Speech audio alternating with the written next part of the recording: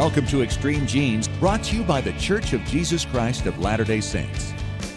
This week on Extreme Genes Family History Radio, it's the end of another season of Relative Race on BYU TV. Hi, it's Fisher, and I'll be talking to Dan Debenham, the creator and host of the show, about the past season and the one that's coming up soon.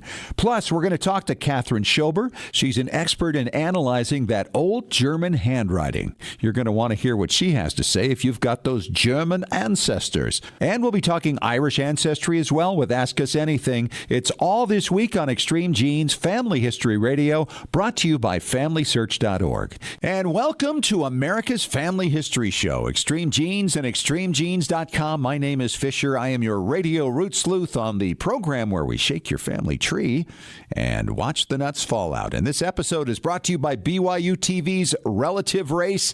If you haven't caught the season, which just ended this past week, you want to stream it. And we'll talk more about that a little later on today because Dan Debenham, the host of the show, is going to be joining us here doing a little wrap up on the season and give us a little taste of what we might expect in the next season later this fall. Plus, we're going to talk to Catherine Schober. She is an expert in analyzing that old German handwriting that looks like kids' scrawls. How do you decipher all that, and what does it mean? She'll give you some clues on how to dig into it if you've got some German ancestry.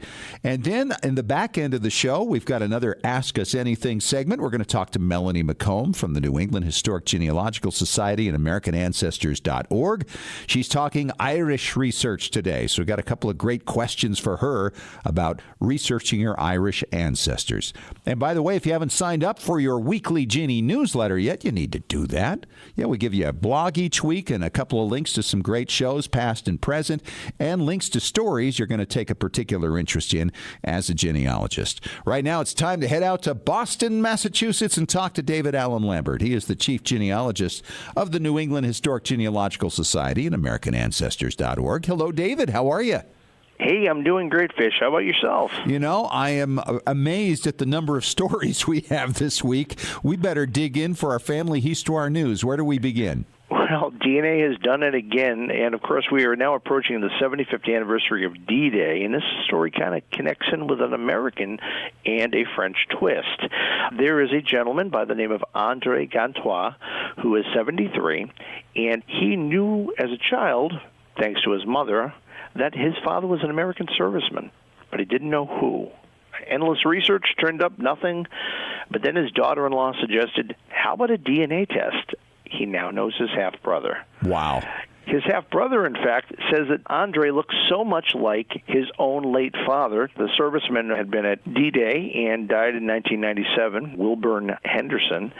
So he feels like it's talking to his dad again. So DNA has brought together a family that had been separated for over 70 years. And I got to tell you, these two look a lot alike. It's unbelievable. It is true. And the story is posted on ExtremeGenes.com, of course, so check it out. Well, I'll tell you, DNA once again, because I say we're full of DNA stories here today. This story has to do with a day laborer, 31-year-old fella, who found out that his dad was actually a multimillionaire. His dad had died. He has now inherited a $63 million country estate in Cornwall. Isn't that crazy? And if you don't have a DNA kit done yet, folks, go out and get one. You never know what you might inherit. Right. Who knew? This is an amazing thing, too, because the dad kind of fell apart and was addicted to drugs and died in his 60s. Mm-hmm. And they'd had some contact over the years, but they never did the DNA test. And finally, they got to it. And here's the dad is gone. And the 31-year-old son, who could barely make ends meet, now has a $60-some-odd million country estate. It's unbelievable. Well, that will change his life. And hopefully he won't be like his poor dad, who was living in his car, even though he had this great estate. Unfortunately, his dad's mental health was not that good later in life. Well, heading on to this side of the pond, the Statue of Liberty Museum had an opening star-studded billionaire crowd. Hillary Clinton, Oprah Winfrey, and a variety of star-studded celebrities were there for the opening of a museum where they rubbed shoulders at the foot of the 133-year-old statue. Including, by the way, Dr. Henry Louis Gates. He was part of that, along with Oprah. You know, you never know when you're driving around that mound of earth might be a gold mine? Well, this is what has happened over in England. An Anglo-Saxon tomb, supposedly the brother of an Anglo-Saxon king, has been found in Prittlewell in Southend-on-Sea in Essex, England, not very far, in fact, from the London Southend Airport. This piece of earthen mound that has been basically there forever. No one ever thought twice about it. They were going to extend the road, and about 15 years ago, they opened it up and found out, ooh, it's a burial tomb. They're comparing it, Fish, to what Tutankhamun's tomb was like, with gold and being very pristine with the collections that are inside there, and they're really getting a good insight into the whole story of the Anglo-Saxons in Essex back in the 5th or 6th century. It's unbelievable, and the pictures are incredible. Also, this story is on extremegenes.com. We had a wonderful event here in Boston. The Greater Boston Concierge Association had their meeting here, and we pulled out some of our artifacts about hotels and menus, and I wanted to share one with you. This is from 1944, from a menu from the American Society of Genealogists, which is still around. The Fellows of the American Society of Genealogists still meet. The menu had assorted items, including pickled watermelon. The entree was a pedigree chicken with unknown gravy. Vegetables included Reston peas, has-beans, and spaghetti. The salad was crypt lettuce, included muster rolls, date bread, and pipe rolls. And for drinks, you could have tea or coffin or spirits to order. Now, this isn't a Halloween menu, mind you, but it definitely could be. Yeah, absolutely. That's funny. That's great stuff, and a real genuine menu from 1944. All right, David, thanks so much. Great stories today. Look forward to talking to you again next week. Okay, my friend. Talk to you soon. All right. And coming up next, he is the host of BYU TV's Relative Race. As you know, we just wrapped up season 5 of Relative Race on BYU TV the other day. And naturally, I had to get my friend Dan Debenham, the host and creator of Relative Race, in the show to talk about all the things we just saw in the big wrap up. Hi, Dan. How are you? I am fantastic, but I got a question. Young man in the front row. Yes, your question. Thank you. Thank you, sir. Yeah, we're not fooling anybody. I'm the only one in here with you. So what did you think of the season overall? How did you like it? The emotion was off the charts. Wasn't it? I mean, good? I've watched the other seasons, and I've enjoyed the other seasons very much. Yeah. But I think we had more parents being met this year than we've ever seen before. And a lot of things getting worked out as a result of that. Yeah. You know what? This season was really, really interesting because we had this unusual dynamic of teams. We had Keith and Marcus that were half brothers, Yep. Same mother, different fathers. Their mother, as you remember, passes away on Mother's Day. Oh, it was the worst. In a car accident while they're creating Mother's Day cards for her. Then you've got Maria and Elizabeth, who are sisters through adoption. Right. No blood. Then you've got Demetrius and Shanta. Man, I'm telling you, I love those. Great that people. couple, by the Great way. people, yep. And then you've got the sisters. Right. You got, Twins. Yeah, you've got identical twins, which, by the way, it's so funny because they went through the entire season asking their relatives and asking us all the time, do we look like identical twins? And we'd say, no, you don't. Kaylee and Kristen. You don't. No, they don't. Well, it's the hair color, don't you think? I think that's it. It had everything to do with it, but it was really fun to watch. And the thing that strikes me about Relative Race that I really like about it is that at the end of the day, whoever wins on day 10, that isn't the most important thing. The prize isn't the most important thing, but it's fun to watch them compete and then along the way have these incredible moments that you know they're going to carry with them the rest of their lives. That's true. And yet that is often a conversion process. And what I mean by that is it is not unusual at all to have at least one member of each team coming onto the show specifically For the to money. win $50,000. Yeah, of course. And then you watch them discover family in the most unusual, difficult, emotional, challenging, unique ways possible. And there is, at some point, there is a aha moment where they either say it or they feel it, and you can see it Right. when this is not about the money anymore. This Right. is about Discovering Family. Yeah, and I'm just amazed how many parents were found on this particular season. It's starting with episode 1, the first day when you get a driver for Keith and Marcus. Oh, by the way, Marcus, meet your father. He's going to be driving you because you don't have a license. Well, let me tell you, that dropped into our lap, meaning we had done the research and we knew that we had Marcus's father. Okay, we had found him. And he was supposed to meet his dad on episode, I think it was episode 3. But what happened is, sure enough, 1 week before we went out to St. Louis to film, the producer of that team, so we have 4 producers, right, 1 for each team. The producer comes into my office, closes the door. And anytime they close the door in my office, I know there's a challenge, there's a problem. And he said, Dan, we have a problem. And I said, it better not be with your team.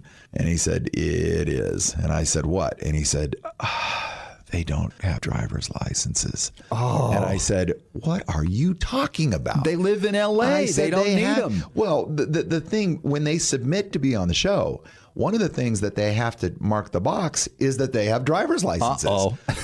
Well, actually, Keith did, but it had been suspended for I think some parking tickets or something. Okay. I don't remember this. But it had been suspended.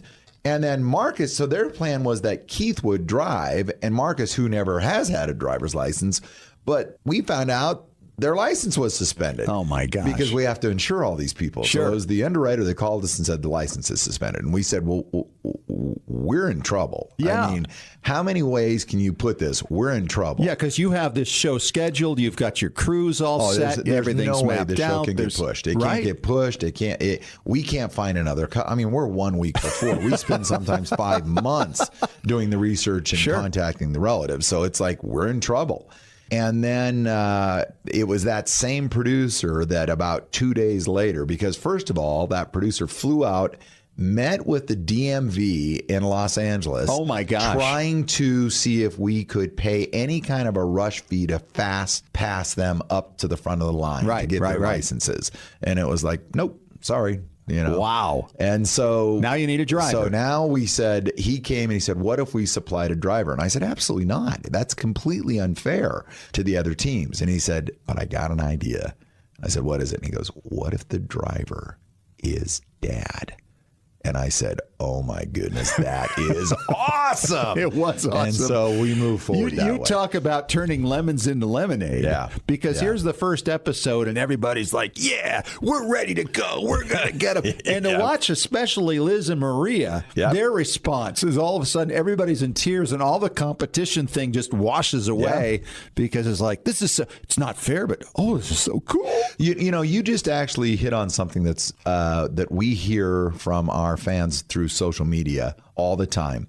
And that is this season, meaning season 5 that just wrapped up. And by the way, season 6, which we are creating right now, the same is true. And what I'm speaking to is that there's this competition going on, but in the video conference calls every night, you see them, there's this juxtaposition. Right. And you see them start rooting for each other. They care about each other. They're encouraging each other. Every season. And it's this very interesting dynamic because they're competing against each other and the stakes are real.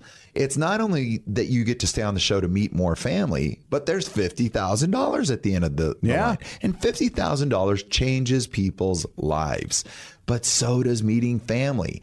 And yet you have this dynamic of being fierce competitors that you actually, often they're more fierce than you know.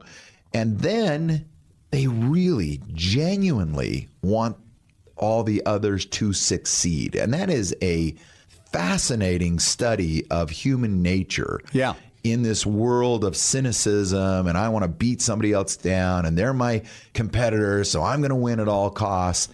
Here, you just don't see that. No, it melts away. It really does. They're competitive, but boy, do they care about each other in the same breath. Wow. And now I know season 6 is coming right up, and you've been in the middle of filming that. How's that season shaping up? That's going really, really well. You know, there's not a lot that I can say about it yet because it's going to air this fall. Sure. But I can tell you that how do I put this?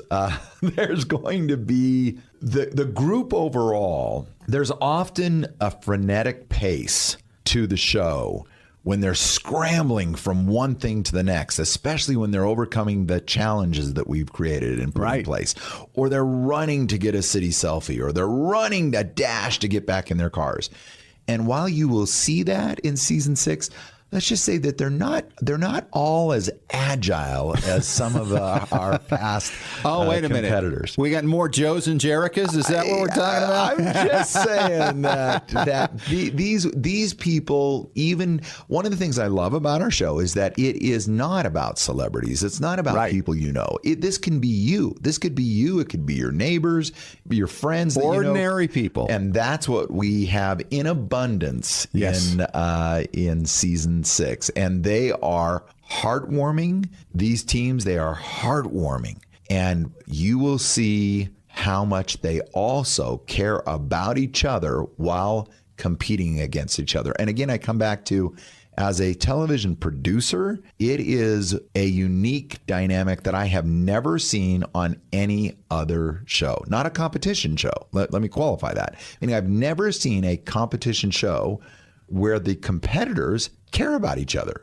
Yeah, that's right. There can't be anything. And you got a Synopsis TV Award nomination. We did. Which is incredible. I mean, you were up against the Kardashians. Yes. Yeah, that's who won, unfortunately. But but to be a finalist, not only were we nominated for Best Reality Show, but we were a finalist. There were only 5 finalists, and we were a finalist. Relative Race was a finalist. That's incredible. So, that's exciting stuff. Really congratulations. Thank you. And congratulations to all the teams. We haven't plugged who actually won it because we really want you to stream it if you haven't seen it. That's true. You got the BYU TV app. You can go to BYUtv.org, Relative Race. RelativeRace.com. Dan, it's always great to see you, buddy. It's great to see you. And I really enjoy this. Always fun to talk about the behind-the-scenes stuff that you've got going on. And you know. And when is Season 6 going to be out, by the way? Season 6, right now, we're hearing either the very last part of September or the very first part of October. But as soon as we know, we'll certainly let you know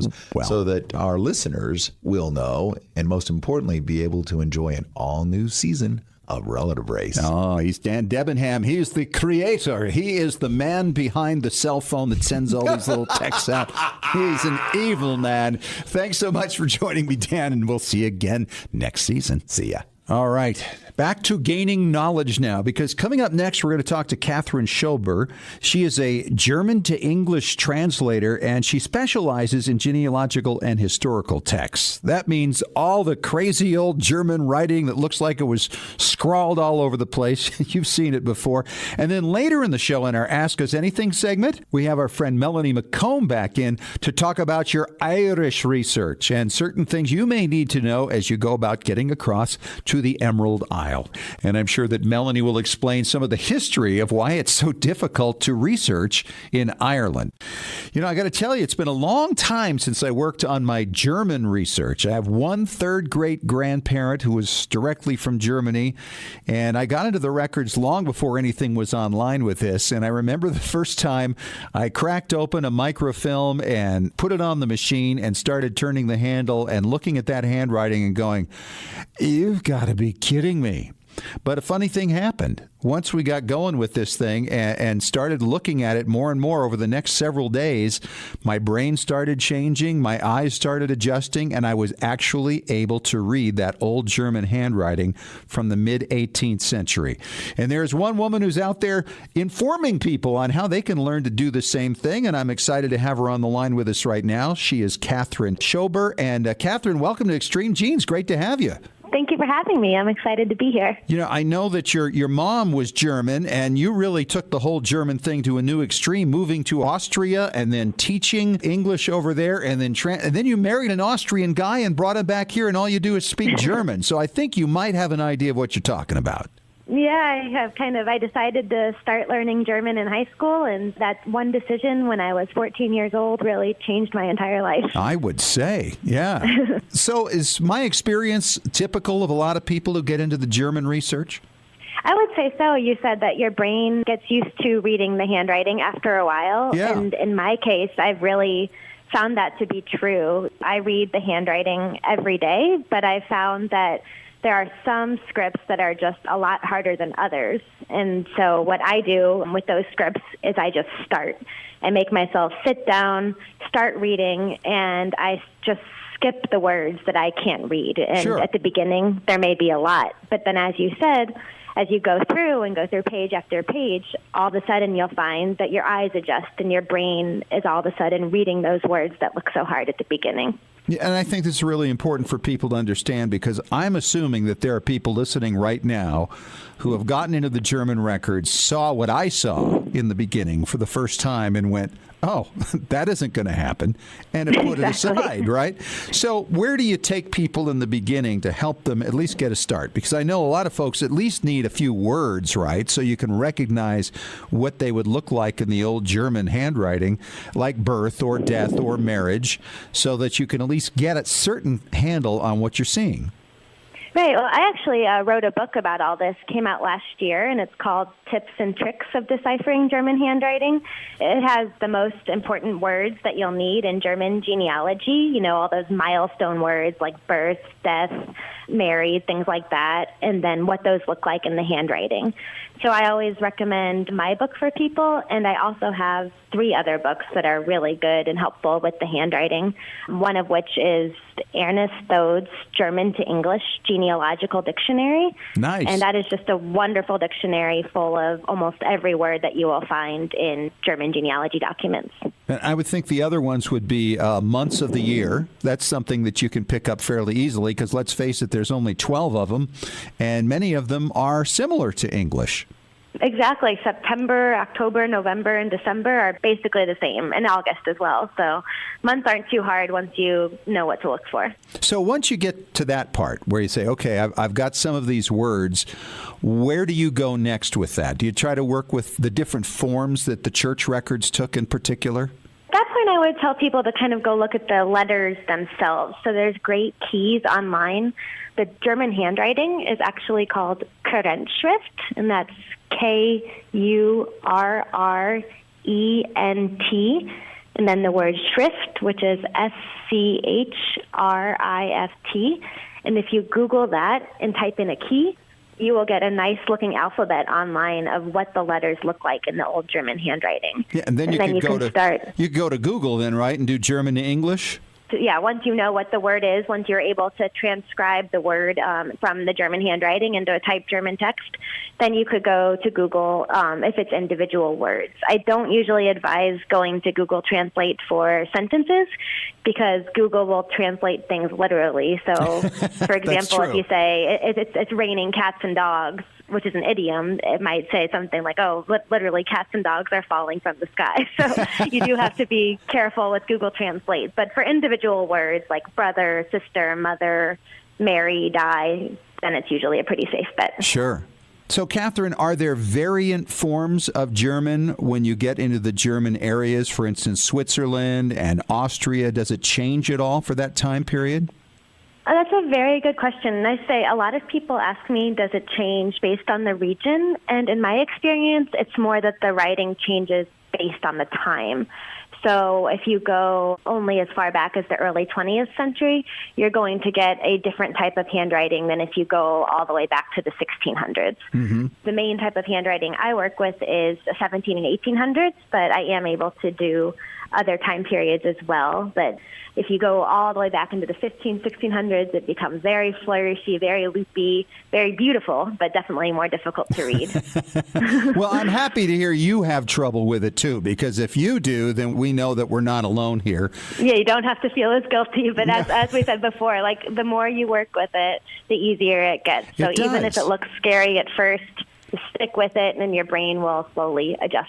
Well, I know like H's have this big dropping letter, a big loop at the bottom. And I remember the first time I saw Johann Heinrich Ansbach. and it got the H at the end of Johann, well, in the middle of Johann, and then at the beginning of Heinrich, and at the end of Ansbach. And these things would come down and like a fishhook, you know. And you don't recognize that initially as an H. But once you know that, then you can start picking those up. And then there are many other letters that are just the same as English, and you can start start to put those things together. But it is fascinating. Any idea how it began? Because it is very artistic, as you say. Yes, it was actually created by a man in 1538, I believe, and he just created this way of writing, but it didn't become popular until Prussia started using this handwriting in their schools in 1714. And since Prussia was so powerful at the time, the handwriting that they used in their schools began to be recognized as the cool handwriting and the handwriting that everyone wanted to use. And so it really spread around the German-speaking lands in the 1700s. Wow, so that's what the cool kids wrote like. I got exactly. it. Cool Prussians. So you have Prussian ancestors. Give yourself a pat in the back. It's thanks to you all that we're learning the handwriting. Thank you very much, because that's where my guys were from. Well done. She's Catherine Schobert. She is an expert on translating old German handwriting into English and, of course, helping out with genealogy. Thanks so much for coming on. Fascinating stuff, Kath. Thank you for having me. And it is time once again for our Ask Us Anything segment on Extreme Genes, America's Family History Show, and ExtremeGenes.com. Fisher here, your radio root sleuth. And we have my good friend Melanie McComb on the line right now from the New England Historic Genealogical Society and AmericanAncestors.org. She's a specialist in Jewish research because she's part Jewish, and Irish research because she's part Irish. So it's time we talk Irish this time, Melanie, because we talked Jewish last time. And I have a great question here. It's from Max in Schenectady, New York. And he emails us, in Irish research, where do I begin to find the location? That's a great question because every country is a little bit different, isn't it?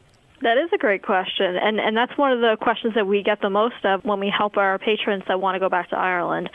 And ultimately, when you want to go back, you need to do a lot of research in the country that your ancestors ultimately came to. So if your ancestors came to the United States, you really need to do the work in the United States records before you can go back. Right. And the reason why is because when you're going through passenger list records and other type of records, your John McKinty might be the same John McKinty as someone else potentially, and you just don't have enough information to go on.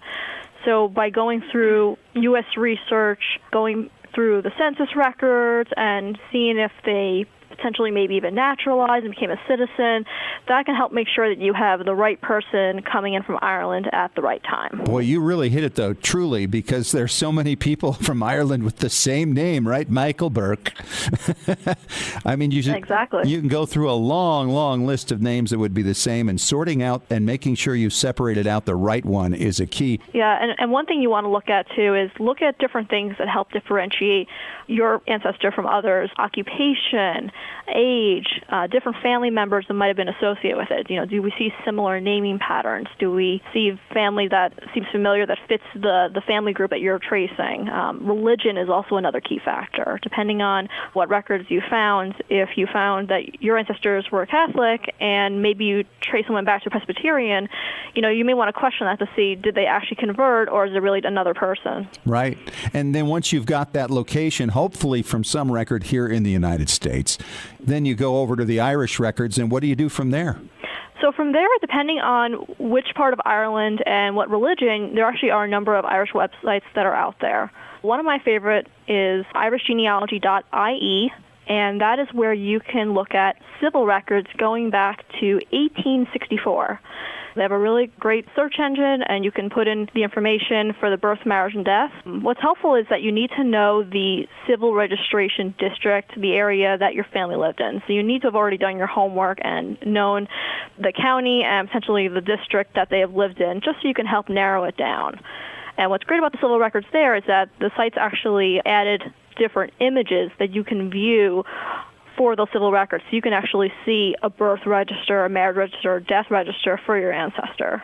Wow, that's good stuff. And you know, Ireland has a reputation as being a very difficult place overall to research, and that's because, of course, there are a lot of records that were burned, census records in the early 20th century. And so once you try to get back before 1864, what do you use for those records? Sure. So before you go back to 1864, at that point you're really looking at church records. Church records are what are going to take the place of those vital records to help document your ancestor's life. And there's a couple different websites depending on the religion. So one website is the National Library of Ireland has digitized the Catholic parish registers, and they're continuing to add more and more on.